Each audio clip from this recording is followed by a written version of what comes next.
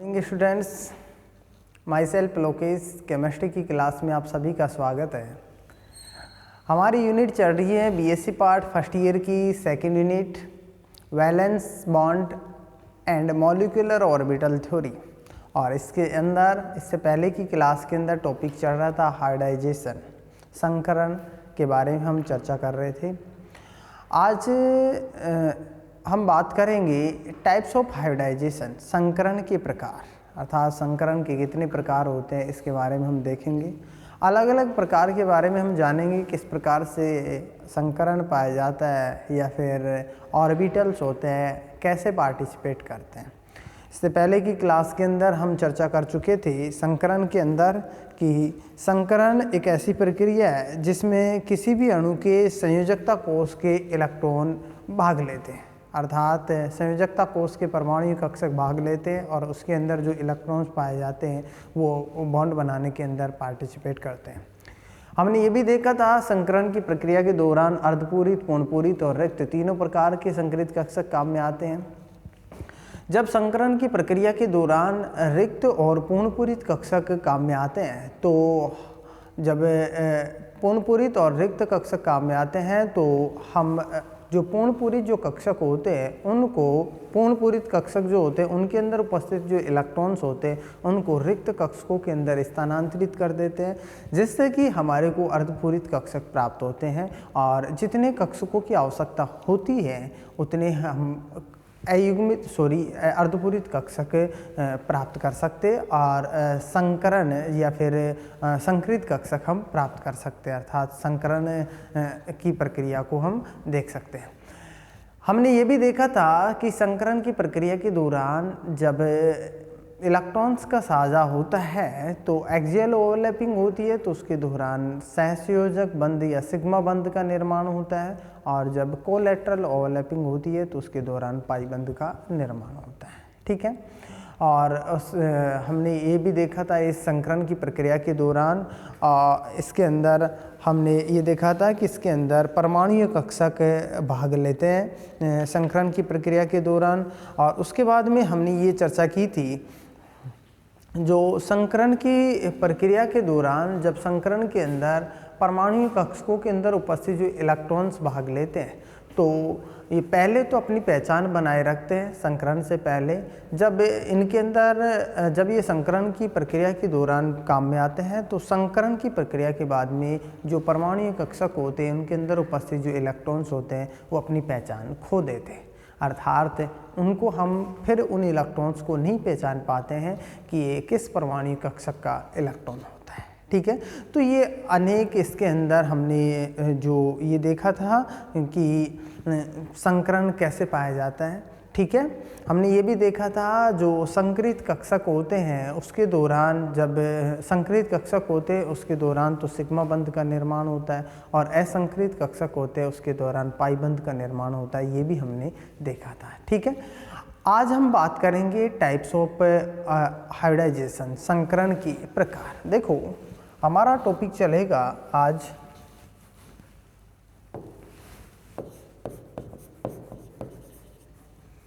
Types of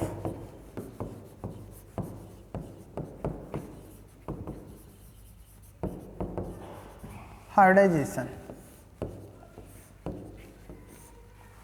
संकरण के प्रकार। देखो टाइप्स ऑफ हाइब्रिडाइजेशन के अंदर नंबर 1 की बात करेंगे हम, sp संकरण।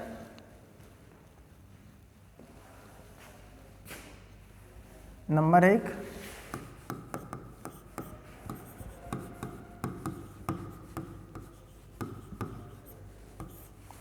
sp हाइब्रिडाइजेशन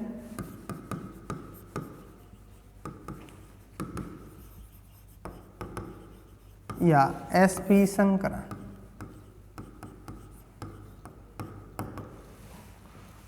sp संकरण के अंदर हम ये कह सकते हैं कि sp संकरण की प्रक्रिया के दौरान, जब संकरण की प्रक्रिया के दौरान केंद्रीय परमाणु के बाह्यतम कोश के एक s कक्षक और एक p कक्षक आपस में मिलकर के, अर्थात एक s कक्षक और एक p कक्षक आपस में मिलते हैं तो उसके दौरान वो sp संकरण का निर्माण होता है।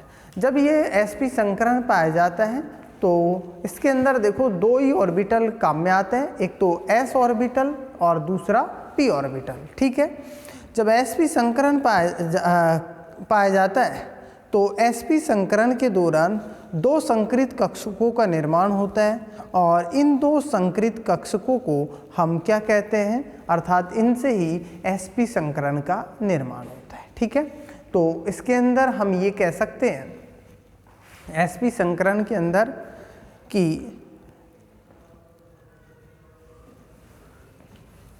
जब किसी संकरण की प्रक्रिया के दौरान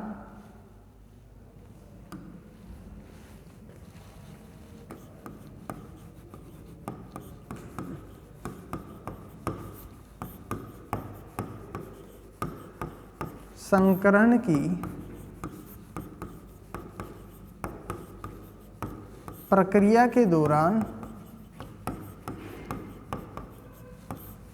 केंद्रीय धातु परमाणु का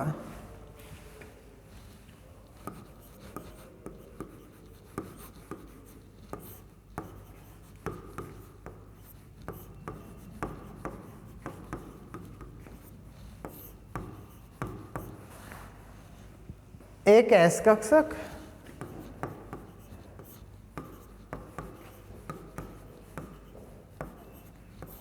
तथा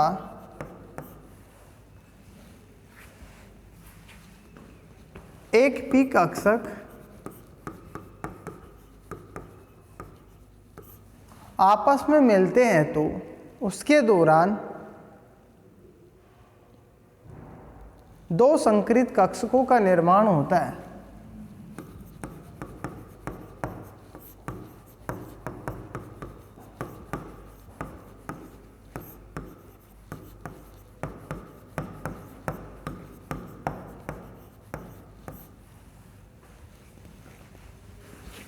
उसके दौरान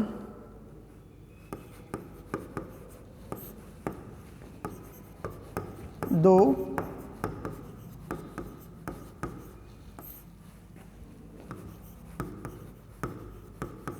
संकृत कक्षकों का निर्माण होता है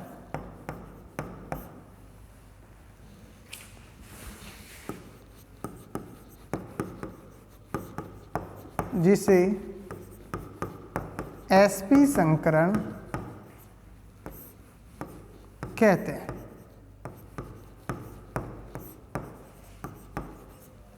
ठीक है, अब ये sp संकरण कैसे बनता है इसके बारे में हम देखेंगे। एग्जाम्पल लेंगे BeCl2। देखो फॉर एग्जाम्पल BeCl2, हम BeCl2 के बारे में देखते हैं। देखो बेरिलियम, इसका इलेक्ट्रॉनिक विन्यास 1s2 2s2 इसका इलेक्ट्रॉनिक विन्यास पाया जा रहा है। बाह्यतम कोष का केंद्रीय धातु परमाणु के बाह्यतम कोष के एक इलेक्ट्रॉन। ठीक है, एक कक्षक।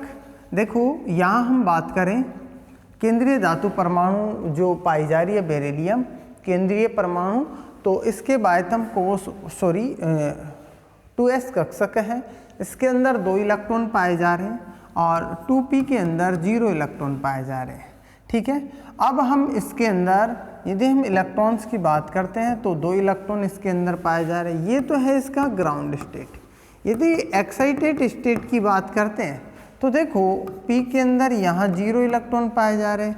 एक्साइटेड स्टेट के अंदर s के अंदर तो कितना इलेक्ट्रॉन, देखो जब एक्साइटेड स्टेट पाया जाता है तो एक्साइटेड स्टेट के दौरान यहाँ से जो इलेक्ट्रॉन्स होते हैं इससे 2s से निकल कर के इलेक्ट्रॉन कहाँ चले जाते हैं, 2p के अंदर चले जाते हैं। ठीक है, अब यहाँ 2s के अंदर 1 इलेक्ट्रॉन होता है और p के अंदर कितने इलेक्ट्रॉन होते हैं, 2 इलेक्ट्रॉन। ठीक है, अब इसके अंदर हम बात करें इसके अंदर जो क्लोरीन 2 पाए जा रहे हैं तो संकरण की प्रक्रिया के दौरान जितने लिगेंड पाए जाते हैं केंद्रीय धातु परमाणु के साथ में, उतने हमारे को कक्षकों की आवश्यकता होती है। तो यहाँ 2 क्लोरीन बेरिलियम के साथ में पाए जा रहे हैं, तो हमारे को 2 ही कक्षकों की आवश्यकता होगी।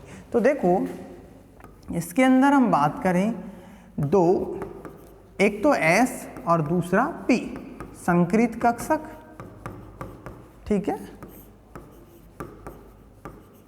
sp संक्रित कक्षक। अब इसके अंदर देखें तो देखो ये 2 sp संक्रित कक्षक है, 2 कक्षक हैं, ठीक है। इसके अंदर एक एक इलेक्ट्रॉन पाए जा रहे हैं। क्लोरीन परमाणु, ये जो क्लोरीन परमाणु होता है, ये क्लोरीन परमाणु, क्लोरीन और क्लोरीन अपने एक एक इलेक्ट्रॉन इसको स्थानांतरित करता है। जब अपने एक एक इलेक्ट्रॉन स्थानांतरित करता है तो उसके दौरान यहाँ पर 2 इलेक्ट्रॉन्स पाए जाते हैं। अब देखो इसके अंदर संकरण की बात करते हैं, तो संकरण कौन सा पाया जा रहा है? sp संकरण पाया जा रहा है, एक s कक्षक और दूसरा p कक्षक, ठीक है। तो हाइब्रिडाइजेशन कौन सा पाया जाता है इसके अंदर? sp, ठीक है, sp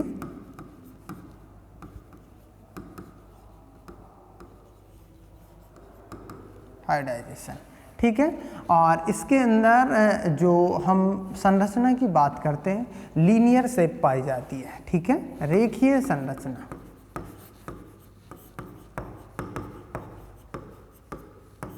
ये रेखीय संरचना कैसे पाई जाती है इसके बारे में हम देखेंगे। देखो ये जो रेखीय संरचना होती है वो इस प्रकार से पाई जाती है।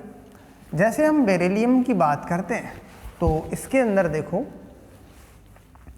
हम यहाँ पर इसके साथ ही हम इसके बारे में देखेंगे। ये जो बेरिलियम होता है, ठीक है, 2p ऑर्बिटल्स पाए जाते हैं, सॉरी इसके अंदर 2 ऑर्बिटल ये पाए जा रहे हैं। p के अंदर इलेक्ट्रॉन्स पाए जाते हैं, अर्थात 2 हाइब्रिड ऑर्बिटल पाए जा रहे हैं, एक तो s का और दूसरा p का, ठीक है। साथ ही साथ ये बेरिलियम के साथ 2 क्लोरीन परमाणु होते हैं, ठीक है। इसके अंदर यदि हम बात करें तो देखो ये तो क्या है? बेरिलियम है, ठीक है, ये बेरिलियम और क्लोरीन। क्लोरीन का इलेक्ट्रॉनिक विन्यास की बात करते हैं तो क्लोरीन का जो इलेक्ट्रॉनिक विन्यास होता है वो क्या होता है? 1s2 2s2 2p6 3s2 3p 5 electronic configuration होता है, ठीक है। तो इसके आउटर सेल्स के अंदर 7 इलेक्ट्रॉन पाए जाते हैं। 1 इलेक्ट्रॉन की इसको आवश्यकता होती है, 1 इलेक्ट्रॉन का ये साझा करता है बेरिलियम के साथ में, ठीक है। तो अब देखो इसके अंदर भी हम बात करें तो इसके अंदर यदि हम देखें तो ये क्लोरीन है और क्लोरीन के अंदर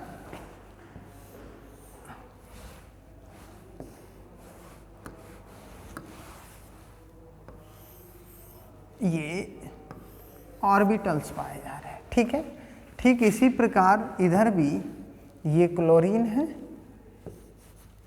और इसके ये ऑर्बिटल पाए जा रहे हैं, ठीक है। इनके अंदर क्या है कि ये ऑर्बिटल्स पाए जा रहे हैं, तो इनमें क्या पाई जाएगी? ओवरलैपिंग पाई जाएगी बेरिलियम के और क्लोरीन के बीच में, ठीक है। अब देखो जब ओवरलैपिंग पाई जाती है तो इसके अंदर देखो बेरिलियम के पास में एक एक इलेक्ट्रॉन पाए जा रहे थे, तो ये बेरिलियम के पास में एक एक इलेक्ट्रॉन उपस्थित है, ठीक है। ये बेरिलियम का इलेक्ट्रॉन और ये बेरिलियम का इलेक्ट्रॉन, ठीक है। क्लोरीन की बात करते हैं तो देखो क्लोरीन का जो इलेक्ट्रॉनिक विन्यास होता है वो क्लोरीन का वो होता है 1s2 2s2 2p6 3s2 और 3p5 इसका इलेक्ट्रॉनिक कॉन्फ़िगरेशन होता है, अर्थात 17 इलेक्ट्रॉन्स पाए जाते हैं इसके अंदर, 7 और 6 13 ये 17 इलेक्ट्रॉन, ठीक है। अब देखो इसके आउटर सेल्स के अंदर 7 इलेक्ट्रॉन पाए जाते हैं, ठीक है। 1 इलेक्ट्रॉन्स की आवश्यकता होती है तो ये 1 इलेक्ट्रॉन का क्या करता है? साझा करता है, अर्थात इसका 1 इलेक्ट्रॉन इसके अंदर, ठीक है, और इस क्लोरीन का 1 इलेक्ट्रॉन यहाँ पर, ठीक है। जब एक एक इलेक्ट्रॉन का साझा होता है और ऑर्बिटल्स के मध्य एक्सियल ओवरलैपिंग पाई जाती है तो उसके दौरान सहसंयोजक बंध का निर्माण होता है, ठीक है, सिग्मा बॉन्ड का निर्माण होता है, ठीक है। यहाँ पर जो ओवरलैपिंग होती है वो एक्सियल ओवरलैपिंग पाई जाती है, ठीक है। तो अब हम इसके अंदर बात करें तो देखो ये तो बेरिलियम है और ये एक सिग्मा बंध और ये दूसरा सिग्मा बंध, ये क्लोरीन के साथ में और ये क्लोरीन, ठीक है। ये क्या पाया जा रहा है इसके अंदर, सिग्मा बंध पाया जा रहा है क्लोरीन के साथ में, ठीक है। अब देखो ये बेरिलियम और ये क्लोरीन, दो क्लोरीन पाए जा रहे हैं, तो इसके अंदर यदि हम बात करें तो इसके अंदर क्लोरीन है, तो क्लोरीन के पास में हम सब जानते हैं एक एक इलेक्ट्रॉन इसके अंदर काम में आ जाता है, तो 7 इलेक्ट्रॉन बाह्यतम कोश के अंदर पाए जा रहे हैं, तो 6 इलेक्ट्रॉन बचेंगे, जो 6 इलेक्ट्रॉन इस प्रकार से पाए जाते हैं इसके अंदर, ठीक है। इस क्लोरीन के पास में भी 6 इलेक्ट्रॉन अर्थात 3 लोन पेयर के रूप में पाए जाते हैं, ठीक है। अब इसकी हम बात करते हैं तो इसकी जो शेप होती है वो लीनियर होती है, बॉन्ड एंगल 180 डिग्री का पाया जाता है, अर्थात रेखीय संरचना पाई जाती है किसकी, BCl2 की, ठीक है। ये है, हमने देखा है ये कौन सा संकरण पाया जा रहा है, sp संकरण पाया जा रहा है, ठीक है। तो इस हमने यहाँ पर sp संकरण की बात की है, टाइप्स ऑफ हाइब्रिडाइजेशन के अंदर sp संकरण, ठीक है, किस प्रकार से पाया जाता है इसके बारे में हमने डिस्कस किया है, ठीक है। ये हमने sp संकरण के बारे में डिस्कस किया है। अब हम नेक्स्ट बात करेंगे, नेक्स्ट क्लास के अंदर sp2 संकरण क्या होता है उसके बारे में देखेंगे, उसके बाद में देखेंगे sp3 संकरण, उसके बाद में sp3d संकरण, sp3d2 संकरण, sp3d3 संकरण, dsp2 संकरण, dsp संकरण, dsp2 संकरण, dsp3 संकरण क्या होता है इसके बारे में हम देखेंगे, d2sp3 संकरण क्या होता है इसके बारे में हम देखेंगे, ठीक है। Thank you.